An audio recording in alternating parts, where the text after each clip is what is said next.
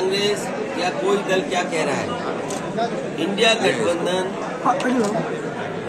हम ही कंफ्यूज हो गए होंगे। इसका मतलब अगर हम उन मीटिंगों में बैठे हैं तो हम ही कंफ्यूज रहे होंगे। इसीलिए जिस व्यक्ति के बारे में आप बात कर रहे हैं, मुझे नहीं पता कि कांग्रेस पार्टी का कौन व्यक्ति इस तरह की बात कर रहा है। हमें तो ये लगा कि जब मध्य प्रदेश के मुख्यमंत्री जो रहे, पूर्व में कई बार मुख्यमंत्री रहे, वो रहे, उन्होंने मीटिंग बुलाई और पूछा समाजवादी पार्टी से। हमने अपनी पूरी परफॉर्मेंस बताई, किस समय पर समाजवादी पार्टी के विधायक कहाँ जीते हैं, कभी 1 जीते, कभी 2 जीते, कभी 5 जीते और किस जगह हम नंबर 2 पे रहे। पूरी चर्चा हुई और रात भर 1 बजे तक समाजवादी पार्टी के नेताओं को जगाया उन्होंने और बातचीत की, पूरे आंकड़े देखे और आश्वासन दिया कि हम 6 सीटों पर विचार करेंगे। लेकिन जब रिजल्ट आया, घोषित की गई सीटें, तो समाजवादी पार्टी शून्य रही। अगर ये मुझे पहले दिन पता होता कि विधानसभा स्तर पर कोई गठबंधन नहीं है इंडिया का, तो हम उसमें कभी मिलने नहीं जाती हमारी पार्टी के लोग, न अपनी हम सूची देते कांग्रेस के लोगों को, न कांग्रेस के लोगों का फोन उठाते। लेकिन अगर उन्होंने ये बात कही है कि गठबंधन नहीं है, तो हम स्वीकार करते हैं गठबंधन नहीं है। और गठबंधन अगर केवल उत्तर प्रदेश में केंद्र के लिए होगा तो उस समय विचार किया जाएगा और जैसा व्यवहार होगा समाजवादी पार्टी के साथ, वैसा ही व्यवहार उनको देखने को मिलेगा यहाँ पर। सर, उन्होंने कहा कि हमने घोषी में समर्थन किया और ऐसा रहा। किस नेता के बारे में बात कर रहा हूँ? ये कांग्रेस के कौन नेता है? उनके प्रदेश अध्यक्ष कह रहे हैं। देखिए, प्रदेश अध्यक्ष की कोई हैसियत नहीं है। न वो पटना की मीटिंग में थे, न वो जाकर के मुंबई की मीटिंग में थे। इंडिया के बारे में क्या जानते हैं वो गठबंधन के बारे में? उनकी क्या हैसियत है जो बोल रहे हैं इस तरह की बात? इजराइल और गाजा की युद्ध, उनसे पूछिए रात को 1 बजे तक क्यों उनके मुख्यमंत्री कमलनाथ जी ने बैठाया, क्यों उनके पूर्व मुख्यमंत्री दिग्विजय सिंह जी ने बैठाया? वो क्या उनके मुख्यमंत्री नहीं है क्या उनके प्रदेश के?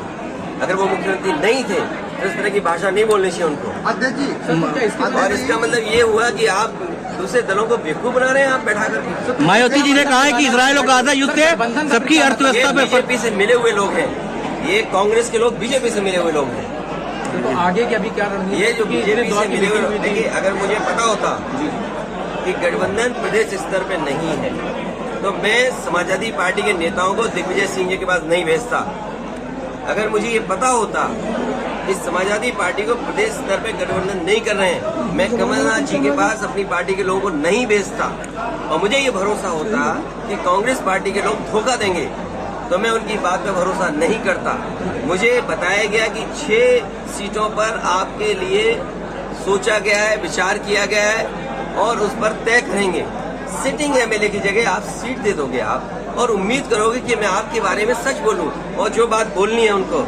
मैं आपके माध्यम से कांग्रेस पार्टी को कहना चाहता हूं, अपने चिरकुट नेताओं से हमारी पार्टी के बारे में न बुलवाएं। युद्ध को, ये युद्ध चल रहा है सर, आगे का देखा जाएगा। इजराइल और हमें अगर ये जानकारी मिल रही है कि गठबंधन केवल दिल्ली के स्तर पे, तो ठीक है, दिल्ली के स्तर पे जब बात होगी तो की जाएगी। एमपी सीटों पे अगर बात की जाएगी तब देखा जाएगा।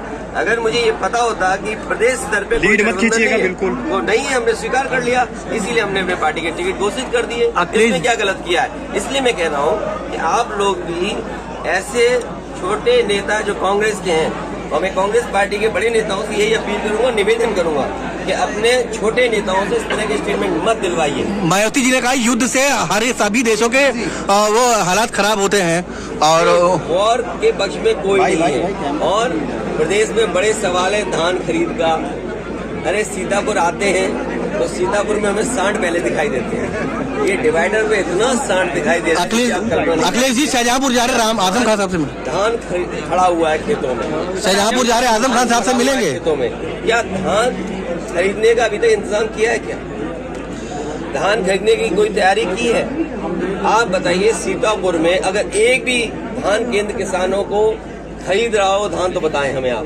शाहजहांपुर जा रहे हैं, आगे रामपुर में आजम खान साहब से मिलने जाएंगे। हम पर छोड़िए, हमारी पार्टी पर छोड़िए, अब ये बातें क्यों पूछते हो, कौन किससे उनसे हमारा संपर्क है, लगातार बातचीत हुई है। वो हमारी पार्टी और हमारा परिवार है, हमें फैसला लेने दो क्या करना। इसमें राजनीति मत ढूंढिए, इसमें भी बीजेपी के आप एजेंट मत बनिए। सर 16 तारीख को आप देवरिया गए थे, देवरिया मामले वहाँ पत्रकारों को पीटा गया, उसके बारे में आप क्या कह रहे हैं? हमें दुख है कि बीजेपी के लोग सबको पीट रहे हैं। सर बहुत बुरी तरीके से दौड़ा के मारा गया। दुख है इस बात का कि बीजेपी अगर पत्रकार सही लिखते हैं, अगर पत्रकार सही लिखते हैं तो पत्रकारों के खिलाफ भी जांच हो जाएगी, कार्रवाई हो जाएगी। और आप में से बहुत सारे ऐसे साथी हैं जो इस चीज को फेस कर चुके हैं। सर शिविर की शुरुआत हो रही है, सच्चाई दिखाना चाहते हैं, उन्हें पुलिस कहती है कि हम यही मैं कह रहा हूँ कि अब तो यूट्यूब पे पाबंदी लगा देंगे, इसलिए यूट्यूबर्स भी बड़े सावधान हैं। 24 हमने अब तक 20 लाख से ज्यादा जो वीडियो का डेटा है हमने डिलीट किया है। गूगल ने अपना डेटा भारत सरकार को बताया कि जो गाइडलाइन के हिसाब से नहीं था। वो ठीक बात है, वो एक अलग विषय है।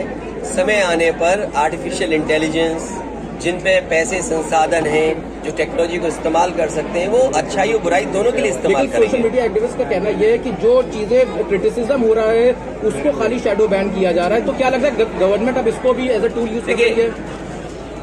इस पे सभी दलों को सोचना पड़ेगा और टेक्नोलॉजी कहाँ तक, किस सीमा तक हम लोगों को कंट्रोल कर रही है, ये कोई टेक्निकल व्यक्ति हमें जानकारी दे सकता है। अगर टेक्नोलॉजी इसलिए यूज हो रही है कि मेरी बात को नहीं पहुंचाया जा सकता दूसरे तक, या हमारे कोई खिलाफ लिख रहा है उस पर हम रोक सकेंगे, तो फिर टेक्नोलॉजी इसका मतलब भेदभाव कर रही है। जिस तरीके से हम पैसा दे करके ऐड देते हैं, तो कहीं ना कहीं इस तरह का होगा कि मुनाफा किसी को दे करके हम पाबंदियां लगवा रहे हों, तो वो फ्री एंड फेयर प्लेटफॉर्म थोड़ी रहा। हम अपने विचार अगर देना चाहें, हमारे विचार निष्पक्ष हों, उस पर भी अगर पाबंदी लग जाएगी तो वो प्लेटफॉर्म कॉमन प्लेटफॉर्म नहीं हुआ ना सबके लिए। सर 24 में क्या स्टैंड रहेगा? 24 में समाजवादी पार्टी बीजेपी का मुकाबला कर रही है और बीजेपी को हराएंगे।